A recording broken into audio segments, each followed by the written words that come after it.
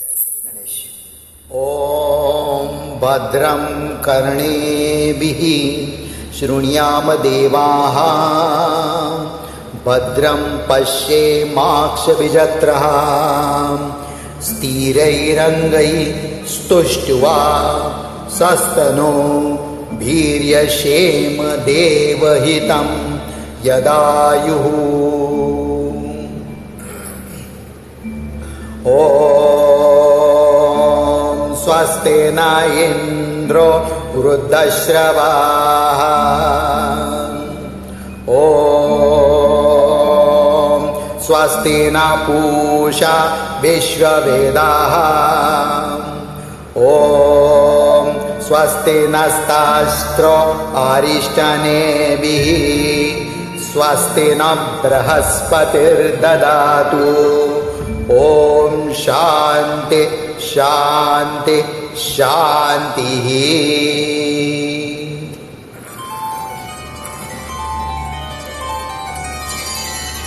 ॐ नमस्ते गणपतये त्वमेव प्रत्यक्षं तत्त्वमसि त्वमेव केवलं कर्तासि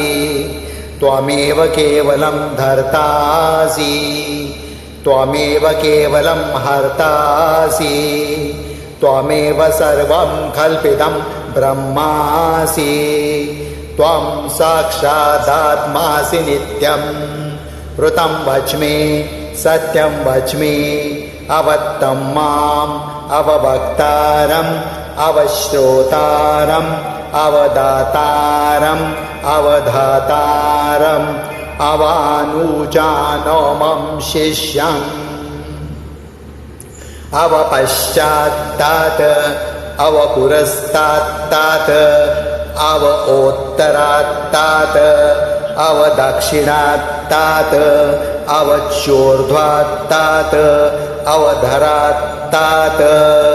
सर्वतो मां पाहि पाहि समन्तात्। त्वं वाङ्मयस्त्वं चिन्मयः त्वम् आनन्दमयस्त्वं ब्रह्ममयः त्वं सच्चिदानन्दादित्योऽसि त्वं प्रत्यक्षं ब्रह्मासि त्वं ज्ञानमयो विज्ञानमयोऽसि सर्वं जगदितं तत्त्वो जायते सर्वं जगदितं तत्त्वस्तिष्ठति सर्वं जगदितं त्वयि लयमेष्यति सर्वं जगदितं त्वयि प्रत्येति त्वं भूमिरापो नलो नीलो नभः त्वं चत्वारि वाक्पदानि त्वं गुणत्रयातीतः त्वं देहत्रयातीतः त्वं कालत्रयातीतः त्वं मूलाधारस्थितोऽसि नित्यं त्वं शक्तित्रयात्मकः त्वां योगिनो ध्यायन्ति नित्यं त्वं ब्रह्मास्त्वं विष्णुस्त्वं रुद्रस्त्वम् इन्द्रस्त्वम् अग्निस्त्वं वायुस्त्वं सूर्यस्त्वं चन्द्रमारुतस्य ब्रह्मभूर्वास्वरो गणादिं पुरमुच्चार्य वर्णादिं तदनन्तरम् अनुस्वारः परतरः अर्धे दुलसितं तारेण रुद्धम् एतत्तव मनस्वरूपम् गकारः पूर्वरूपम् अकारो मध्यमरूपम् अनुस्वारः शान्तरूपम्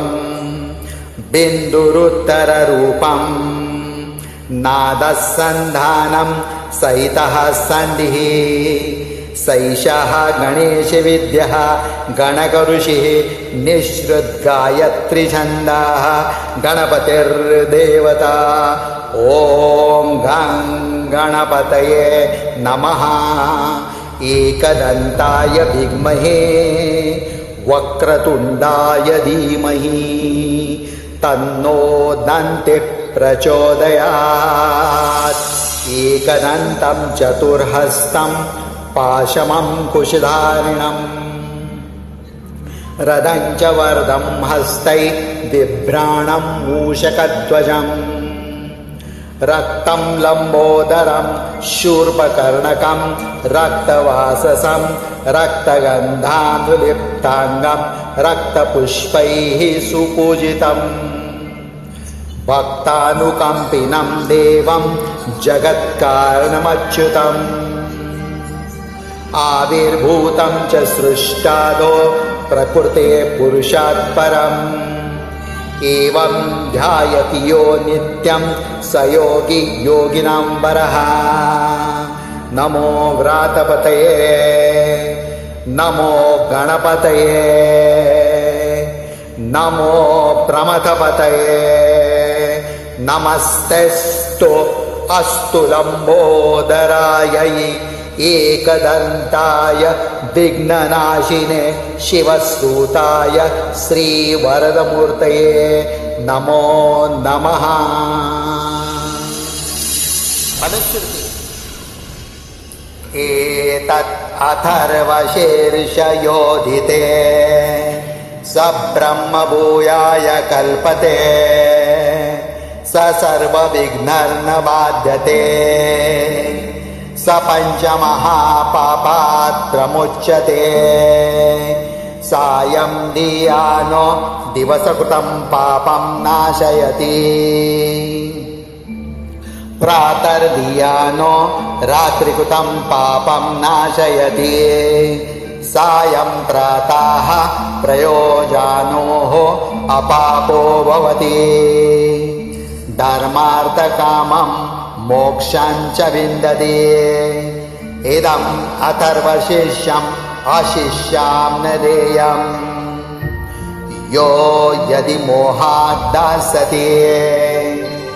स पापीयान् भवति सहस्र अवर्तनात् यं यं कामं दीते तं तं कवनेन साधयेत् अनेन गणपति विषञ्चति स वाग्मी भवति चतुर्थ्यां मनश्च जपति स विद्यावान् भवति इतर्थवर्णं वाक्यं ब्रह्माद्यवर्णं न विद्यात् न बिभेति कदाचिनीति यो दुर्वाङ्कुरे यजति स वैश्रवणो भवति यो लार्जै यजति स यशोवान् भवति स मेधावान् भवति यो मोदकः सहस्रेण यजति स वाञ्छितफलं वाप्नोति या सा समिद्भिर्यजति स सर्वं लभते स सर्वं लभते अष्टो ब्राह्मणानां सम्यक् गृहीत्वा सूर्यवर्चस्वी भवति सूर्यग्रहे महानद्या प्रतिमा सन्निधो वा जप्त्वा सिद्धमन्त्रो भवति महाविघ्नात् प्रमुच्यते महादोषात् प्रमुच्यते महापापात् प्रमुच्यते स सर्वविद् भवति स सर्वविद् भवति य एवं वेद इत्युपनिषदा ॐ सहना भवतु सनो भुनक्तु सह वीर्यं कर्वावहि तेजस्विना वधितमस्तु मां विद्विषावहि ॐ भद्रं कर्णेभिः शृणुयाम देवाः भद्रं पश्येमाक्षभिजत्रः स्थिरैरङ्गैस्तुष्ट्वा सस्तनो धीर्यक्षेम देवहितं यदायुः ॐ स्वस्ति न इन्द्रो वृद्धश्रवाः ॐ स्वस्ति न पूषा विश्ववेदाः ॐ स्वस्ति नस्तास्त्रो अरिष्टनेभिः स्वस्ति नो बृहस्पतिर्ददातु ॐ शान्ति शान्ति शांति। जय श्री गणेश।